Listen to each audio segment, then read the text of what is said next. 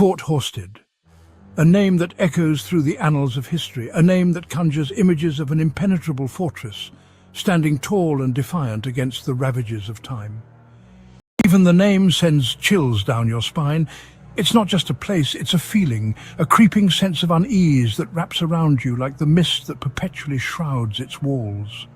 A fortress of shadows in the heart of Kent, England. Built to withstand sieges and wars, it now stands as a monument to the unknown, a relic of a bygone era that refuses to fade into obscurity. It stands overlooking the landscape, a silent sentinel to centuries of darkness. Its walls have witnessed countless stories, some of bravery, others of unspeakable horror. Some say it's a place where evil lingers. The very ground seems to pulse with a malevolent energy, as if the earth itself remembers the blood that was spilled here. They say the spirits of the dead still walk its grounds. Shadows that move when no one is looking, whispers that echo through empty halls, and cold spots that chill you to the bone. They are trapped, forever bound to this cursed place. Their stories are etched into the very fabric of the fortress, a tapestry of sorrow and despair that can never be unraveled. This is where we're headed, a place where history and the supernatural collide, where the past refuses to stay buried. This is where we confront the unknown. We step into the darkness, armed with our wits and our equipment, ready to face whatever lies within.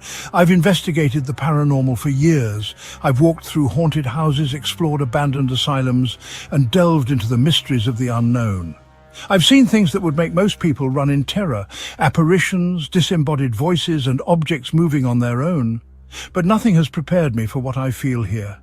But Fort Horsted is different. There's a weight to this place, a sense of foreboding that hangs in the air like a storm cloud. The energy here is heavy, oppressive. It presses down on you, making it hard to breathe, hard to think. It's as if the very walls are alive, watching, waiting. It weighs on you, suffocating you with dread. Every step you take feels like a journey into the unknown, every sound a potential harbinger of something sinister. The air itself feels thick with anticipation. It's as if the fortress is holding its breath, waiting for something to happen, something that will shatter the silence and bring its dark history to life. Tonight, we cross the line. We step into the heart of darkness, ready to face whatever lies within these ancient walls. Tonight, we invite the darkness in. We open ourselves to the unknown, ready to uncover the secrets that Fort Horsted has guarded for centuries. Fort Horsted wasn't always a place of terror.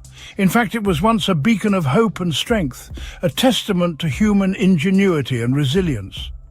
It was built in 1889, during a time when the world was on the brink of monumental change. The fort stood as a symbol of strength against the looming threat of war, a fortress meant to protect and serve. The men who built it, convicts from a nearby prison, toiled under a heavy sky. Their hands, calloused and worn, laid each brick with a mixture of hope and despair. They say many died during its construction, their souls absorbed into the very fabric of the fort. The walls, now crumbling, once echoed with the sounds of their labor and their suffering. Was their suffering the start of this evil? Did their pain and anguish seep into the walls, poisoning the ground beneath? The fort, now a shadow of its former self, stands as a silent witness to the agony that once permeated its halls. The fort saw no battles, no glorious last stands. It was never the site of heroic deeds or epic confrontations. Instead, it bore witness to a different kind of suffering, the kind that comes from waiting, from the anticipation of a threat that never materialized. Soldiers were stationed here, waiting for an enemy that never came. Their days were filled with monotony, their nights with restless dreams. They say the isolation, the fear, it drove men mad. The walls, once a symbol of protection, became a prison for their minds. They say the first whispers of paranormal activity began within those ranks, shadows that moved on their own, whispers that seemed to come from nowhere, and a feeling of being watched that never went away. The soldiers, once brave and strong, found themselves huddled together, seeking comfort in each other's presence. The fort, meant to be their sanctuary, had become a place of dread. As the years passed, the fort was abandoned, left to the elements and the ghosts of its past. The once proud structure now stands in eerie twilight, a monument to the suffering that took place within its walls. Over the years, Fort Horsted gained a sinister reputation. Locals whispered of strange lights, disembodied voices echoing through the empty corridors. Some spoke of shadow figures darting through the gun emplacements, remnants of a forgotten battle. Others told of a feeling of being watched, of unseen eyes following their every move. Then there are the tunnels, a network of underground passages, dark and damp, honeycombing the earth beneath the fort. People say the tunnels are where the true evil resides. They say it emanates from the darkness, reaching out to ensnare the living. Tonight, we descend into that darkness. Tonight, we seek out the truth behind the whispers. We're not alone in this endeavor. This journey, this quest, is shared by many. Each person here has felt the pull, the undeniable urge to uncover the truth that lies hidden in the shadows. We are bound by a common purpose, a shared curiosity that drives us forward. We've gathered a group of locals, individuals who have lived in the shadow of this fort for generations. They know its history, its legends, and its secrets. Their stories are woven into the very fabric of this place. People drawn to the fort's mystery, compelled to confront its darkness. The fort stands as a silent sentinel, guarding its secrets, waiting for those brave enough to seek them out. Each step we take brings us closer to the heart of its enigma. Each of them has a story. Stories of encounters that defy explanation, of moments that have left an indelible mark on their souls. These stories are not just tales of the past. They are living, breathing memories that haunt them to this day. A chilling encounter, an unexplained experience. These moments are etched into their minds, replaying over and over, each time more vivid than the last. The fear, the uncertainty, the sense of being watched, it never truly leaves them. They carry the weight of the fort's history in their eyes, the pain, the sorrow, the unresolved mysteries, all reflected in their gaze. It's as if the fort has imprinted itself on their very souls, leaving a mark that can never be erased. I remember the first time I felt it. The air grew cold and a shiver ran down my spine. It was as if the fort itself was alive, watching me, waiting for me to acknowledge its presence. A cold hand on my shoulder when no one was there. The sensation was so real, so tangible, that I could almost feel the fingers pressing into my skin. It was a moment of pure terror, one that I will never forget. It was like the fort itself was reaching out to me, trying to communicate, to share its secrets. But what did it want? What was it trying to tell me? These questions have haunted me ever since. For me, it was the voices, whispering in the darkness, just on the edge of hearing. At first I thought it was my imagination, but the voices grew louder, more insistent, soft at first, then louder, like they were trying to tell me something. The words were indistinct, a jumble of sounds that I couldn't quite make out. But the urgency in their tone was unmistakable. But I could never understand the words. It was as if they were speaking in a language I didn't know, or perhaps a language that no longer exists. The frustration of not being able to comprehend their message was overwhelming. We briefed them on the plan. Every detail is crucial. Every step must be followed precisely. The success of our endeavor depends on our ability to work together, to trust each other, and to face whatever comes our way. Tonight we conduct a séance, a ritual that has been passed down through generations, designed to pierce the veil between our world and the next.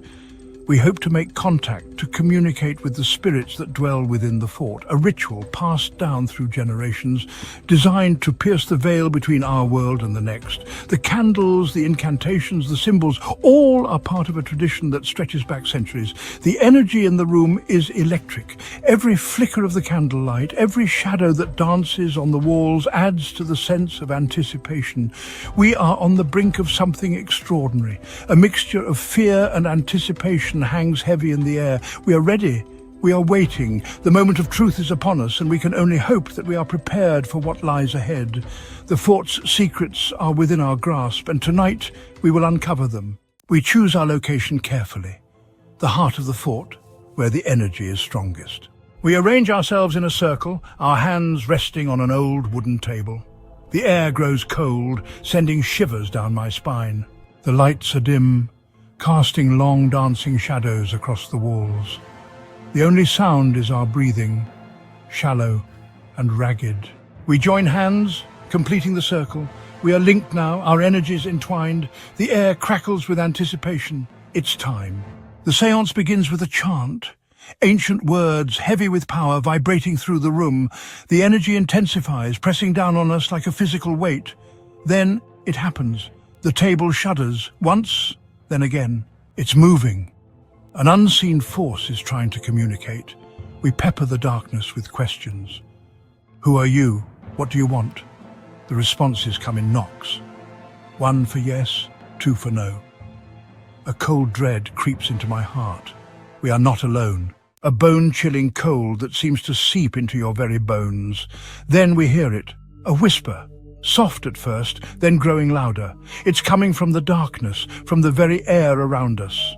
We strain to make out the words, our hearts pounding in our chests. The voice is filled with rage, with anguish. It speaks of pain, of suffering, of an eternity trapped within these walls. The hair on the back of my neck stands on end. We have awakened something truly evil. The energy in the room becomes overwhelming. The air crackles with unseen power. We can feel it now, the malevolence, the pure, raw hatred directed at us. It's time to end the séance. But the spirits aren't finished with us yet. The temperature plummets. Objects move on their own, thrown by unseen hands. We retreat, our hearts pounding in our chests. The darkness follows, hungry, relentless. We made it out, we survived the night. But Fort Horsted, it doesn't let go so easily. The experience stays with you, a haunting reminder of the darkness that lurks just beyond our perception. Fort Horsted is not just a place, it's a warning, a reminder that some doors are best left unopened. Some places, some darkness, is best left undisturbed. But even now, as I sit here, safe in the light of day, I can't shake the feeling that we are not alone. The shadows of Fort Horsted, they follow us all.